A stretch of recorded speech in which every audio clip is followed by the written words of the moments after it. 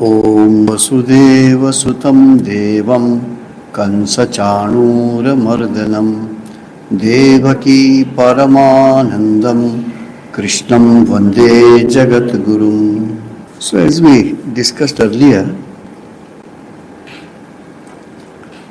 this intense philosophical concepts are discussed right in middle of the war zone.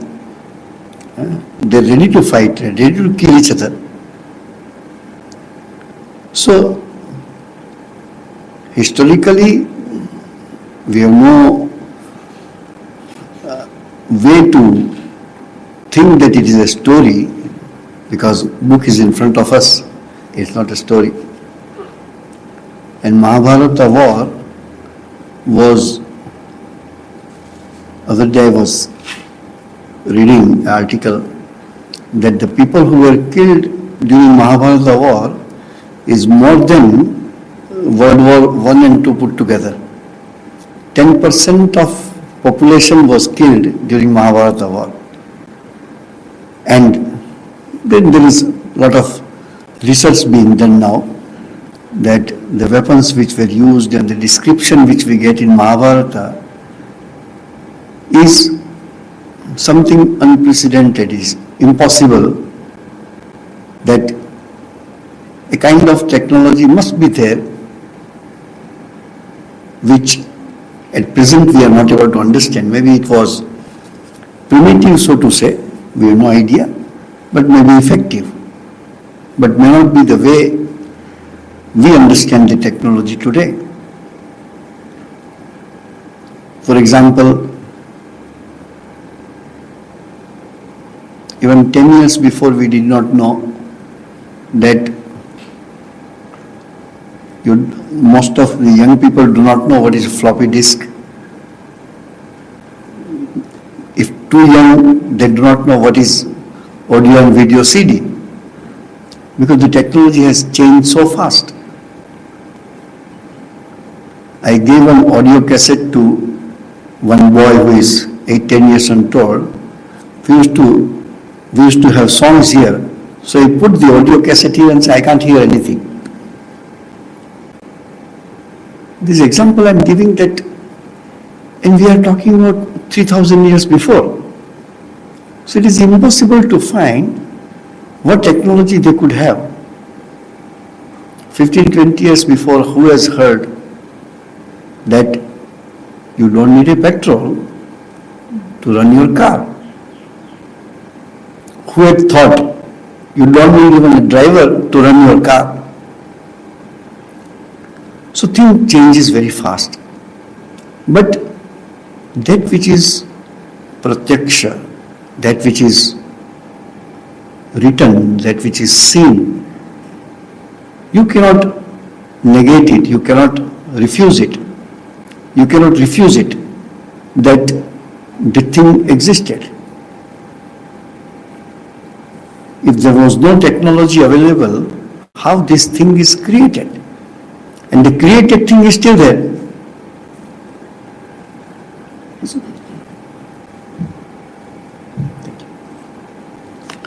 So the created thing is still there. How they made it? They have made it, otherwise how you can see it? How they made it, we don't know. The pillars with inscription standing under the sky, which has seen 800 summers and monsoons, and there is no deterioration in the condition of that metallic pillar. So that metal they have found, and it's still there in front of you. So there is no reason for us to tell that there was no technology. If technology was not there, how could they make this pillar?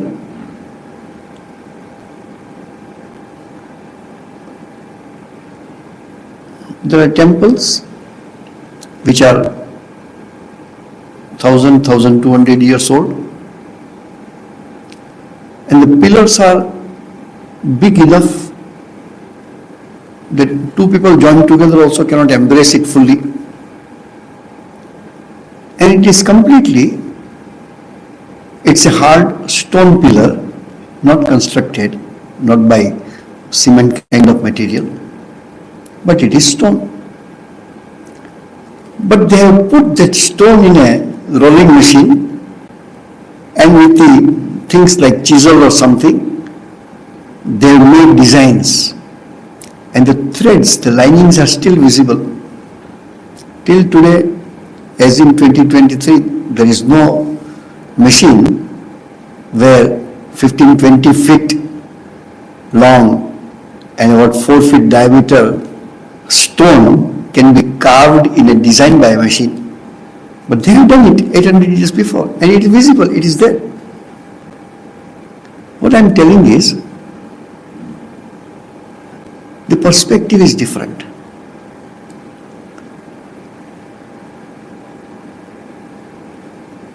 Today I don't have something, but earlier I had. That sign is there already in my house. Now I am poor, but the things which I have in my possession is only the rich people can have. That means I was rich earlier. So we are talking about 3,000 years. Whatever possibility of recording, there was no paper. Not the way we are writing now. So they used to write in the bark of a tree or the skin of a deer or something, that they used to write. And fortunately, those things which are written, how they have preserved, you can see in the museum still. That which is written 400 and 500 years before are still kept. You can see how Tulsidas has written Ramayana. So idea is this, that this big philosophy of Bhagavad Gita, where we talk of yoga, where we talk of the state of minds and control of the mind and control of the senses, this and that, everything which are reading was stored in a war zone. I remember one very high military officer, earlier he used to write me, nowadays it has gone, writing things have gone. So he said, I am writing this letter, Swamiji, from a place, while writing I can hear the bullets are flying around me. So that is a war zone. In that war zone, Bhagavad Gita is taught to Arjuna. First and foremost, how both of them should be. Mind was so concentrated. And when Krishna is telling to Arjuna, this Bhagavad Gita, what these two groups were doing, Pandavas and Kauravas, what they were doing, they can't hear. So, our life is a war. Our continuous struggle with ourselves, with people, with system, with the world, with the nature. It's a continuous life of struggle. Today somebody sent me a small video, a simple common man. He's telling this. He says, I never thought about the world like that.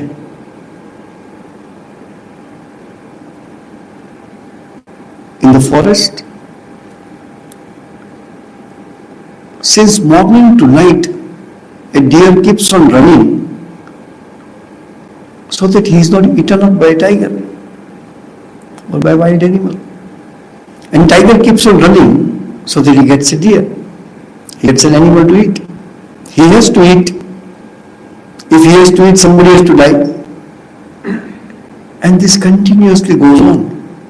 Nobody is at peace. Nobody is at peace.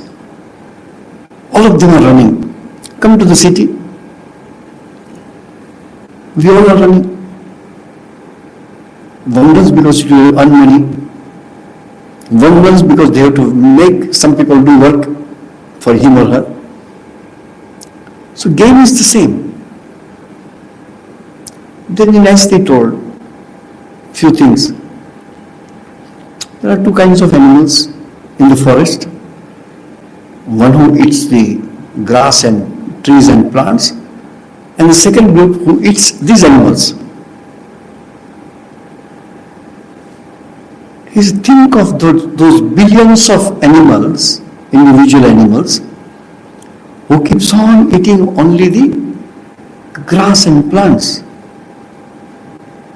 There is no much difference in tastes. They don't have a taste, but think of other animals who eat other animals. They eat raw body of these animals. There is no taste. And think of us human being. We have something bitter, we have something sweet, we have something sour, we have something pungent, we have varieties of tastes. Today I was talking to someone, two young people had come. So I told, we have taken the things for granted. The thing should happen to us and it is happening, so we have taken it for granted. But there are many who have to earn it. There are many who have to get it. Otherwise you cannot. So,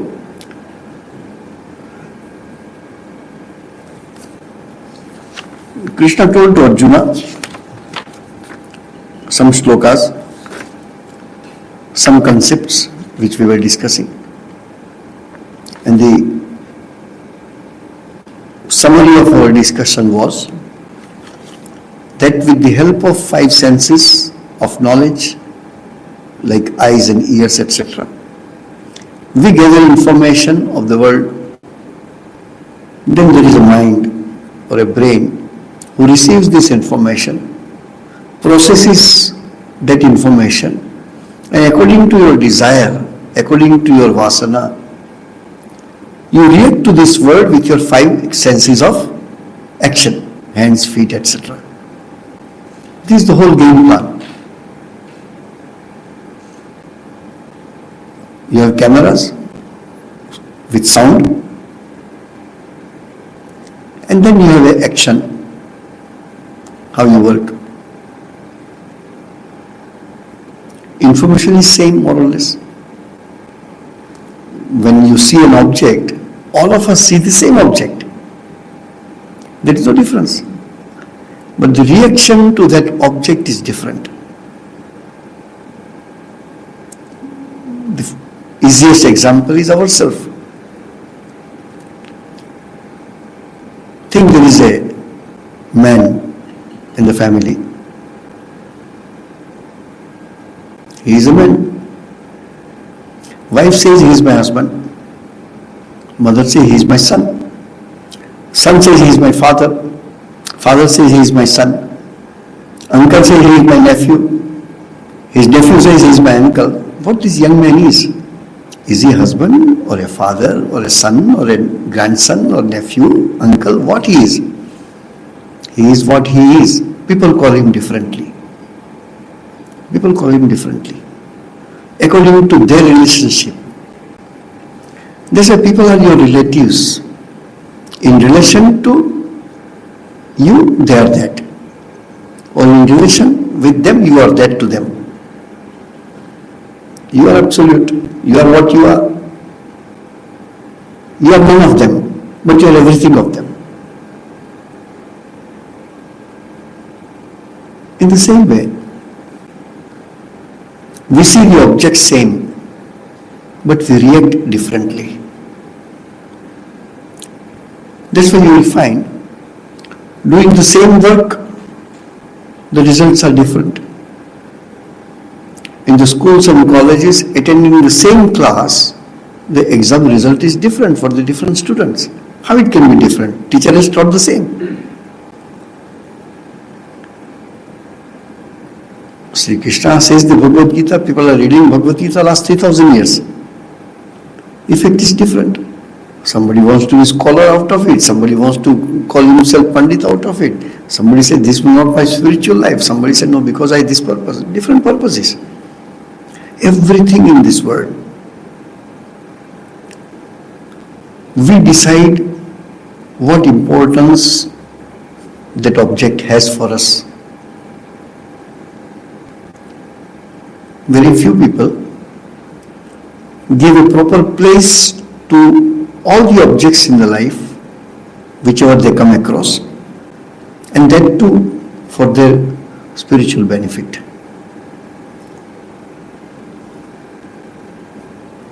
Doesn't mean what others consider is his standpoint. He has decided his standpoint, how he has to look into it, or how he has to look to this world, or how he has to look to the people and places and things around him. So, we left with this interesting sloka, Ya Nisha Sarvabhutanam Tasyam Jagrati Sanyami. That which is night for everyone, a Sanyami, one who has control over himself, is called Sanyami. Just now I was talking. The words are the same, but the significance we must understand. Jitendriya, one who has won over his senses, one who has control over his senses, is called Sanyami, one who has control, Sanyama. Again, Sanskrit is a beautiful language. Every word is a philosophy, whether the word is a worldly word or a spiritual word. Word itself is philosophy. Sanyama. Why you call it Sanyama? What not Samyama or Sanyama? Sanskrit grammar is different. Ya comes after Sa, that's why this pronunciation. But if I have if we have to understand and break this word called Sanyama, it is called Samyama. What is Yama? What comes to our mind when I call Yama? God of death. Why he is called Yama? Yamayati, iti Yama, who controls everything. Who controls all of us? Death controls us. When something goes extreme in your life, the answer is given to you, or you get this answer, or you tell yourself this one. One day everything will be over. Nothing to be made after. Death takes away everything. Sarvam harati iti yama. Mrityu means, death means, which takes away everything from you. Everything means everything in every sense of the term. Whatever you call it, mind, your body, your mind, your intellectual capacities, your property, your relatives, in one stroke, death takes away everything, including your body, including whatever belongs to you. That's why it is called Supreme Controller, Yama. Sanyama. One who has control over himself, just like Yama has control, the death has control over everybody. All-compassing control in every possible way on himself is called Sanyami. Not easy. Difficult to say that I have control over myself. No, I have a certain control. Up to certain extent, I have control. That also is very good. Then not to have any control. So, Ya Nisha Sarvabhutanam. That which is night. Nisha means night. Diva and Nisha, they are the word. The day and the night. Sanskrit. That's why even out of fascination, not to become a Pandit, but out of fascination, how a language can become so good. That's why even the big scholars of different religions, those who study the languages say, there is no language in the world like Sanskrit. A big concept can be told in a simple one word. You keep on discussing with the one word. So, Ya Nisha Sarva Bhutanam. For everybody, Sarva, for everyone, that which is night. What is night? Night is all dark. What is dark? You can't discriminate between two things. Until there is a light, you don't know. So darkness is that which takes away our discrimination. We are not able to discriminate between good and bad. We are not able to discriminate between helpful and harmful. That means you are in that darkness. That's why you are in ignorance. Ignorance also is called darkness. Night also is called darkness. So that which is darkness, that which is night for everyone, tasyam jagarti sanyami.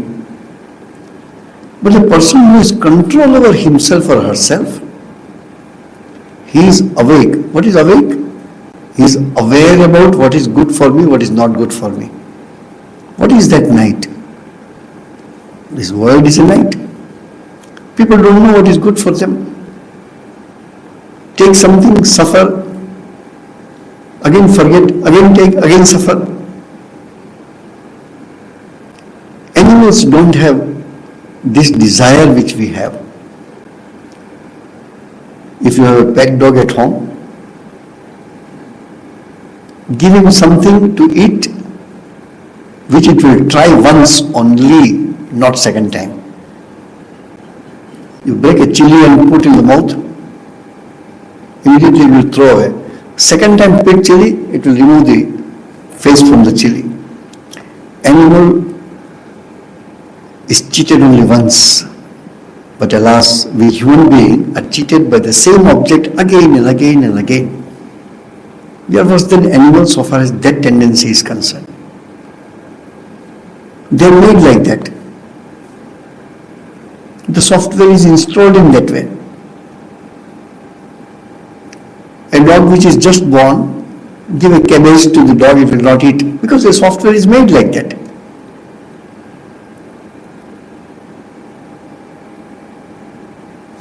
Give a rotten fish to cat, immediately it will eat. Because the software is made like that. We human being, if you want to use it, we can use it because God has given us the capacity to alter and upgrade our software, which animals cannot. Whatever habit you have today, you can say, okay, from tomorrow, no. From now itself, no. And you can change your character instantly if you have willpower. I know one gentleman, he was a chain smoker. You know, earlier time, those who are little senior and they would have seen, or you may have seen your, I don't know that company still is there or not. There was a cigarette company called Capstan. And Capstan earlier used to sell cigarette in aluminum round boxes. There were 24 or 30 cigarettes like that. That gentleman used to keep 2 Capstan boxes in the 2 pockets, one by one after another. That's called chain smoker. He used to do that. A simpleton but very intelligent. One day a doctor told him, why don't you stop it? What you get out of it? Some kick you get, fine. But you want to live healthy, I suggest you stop smoking cigarette. And he told me, I put my 2 hands in my pocket, took out 2 boxes of cigarette, put in dustbin. And that was the last time I had smoked. So think of that man, example. Yesterday and today. Yesterday chain smoker, today no smoking. We can do that.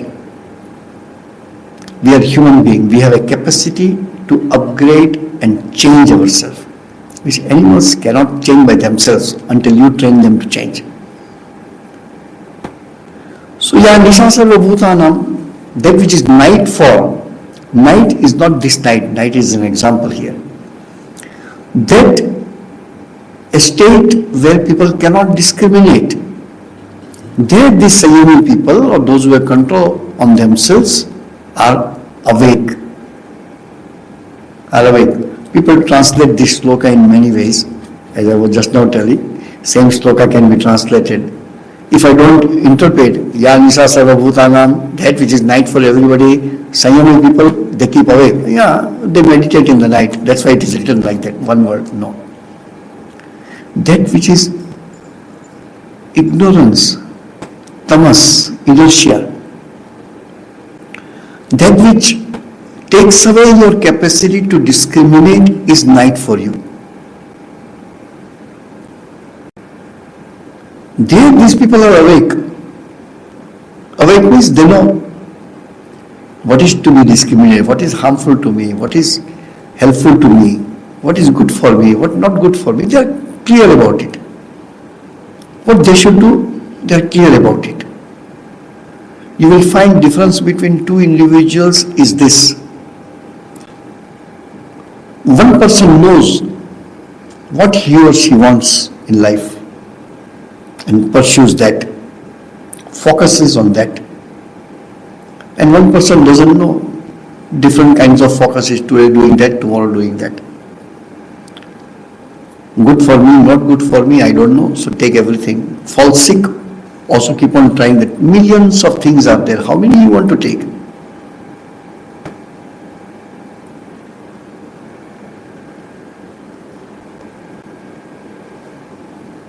Yasyam jagrati bhutani. But when people are awake, they are awake in what? People are active in what? People are active where they have desires. There this person considers the night. There is inactive. People are active because of desire. Activeness comes out of desires, good or bad.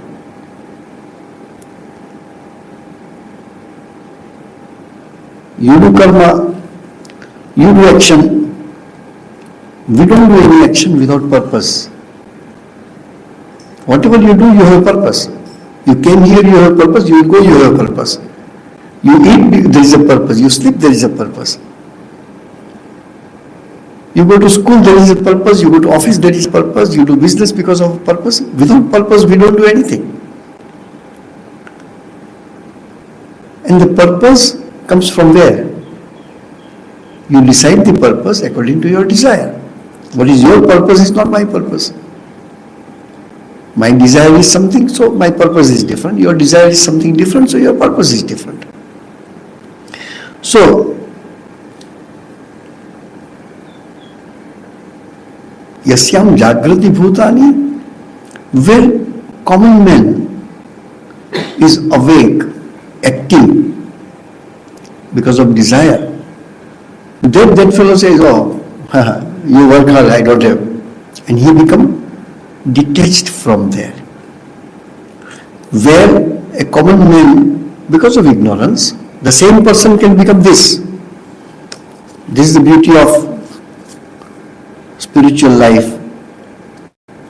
Hinduism doesn't believe in that you are a born sinner. I many times have discussed with some friends that what others call sin is what we call mistake. There is no unpardonable sin in Hinduism.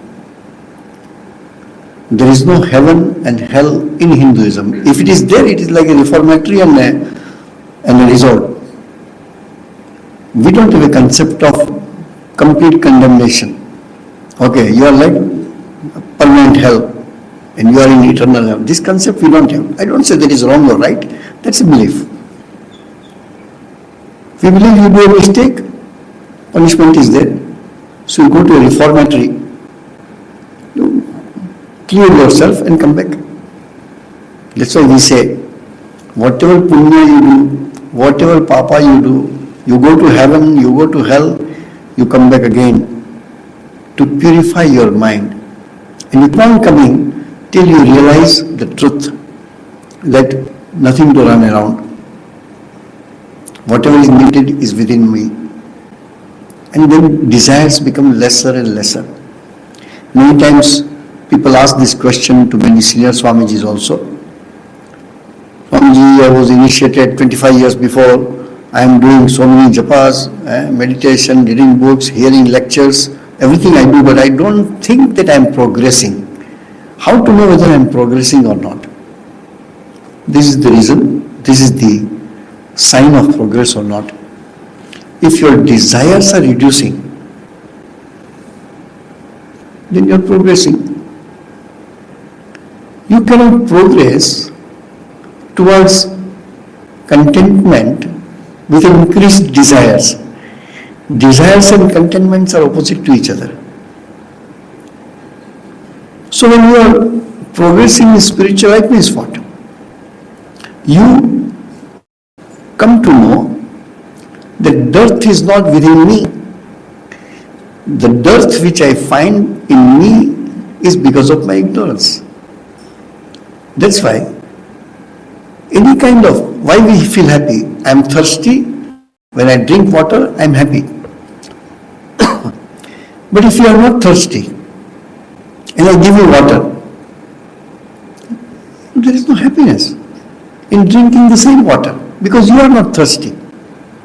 In the same way, if you are not desirous, the same objects is given to you, you don't feel happy. Which other person feels happy? Because he or she is desire of that. So when we progress in our spiritual life, your desires reduce. Desire of any kind. But that doesn't mean that you are completely free from desire. The day you become completely free from desire is when the last destination you reach, one side you reach the destination, one side your desire becomes zero. Till then, desires are there. But again I told, we are human beings. Sri Ramakrishna says, don't underestimate human being. If human being wants, can even realize God. Then immense possibilities we have in us.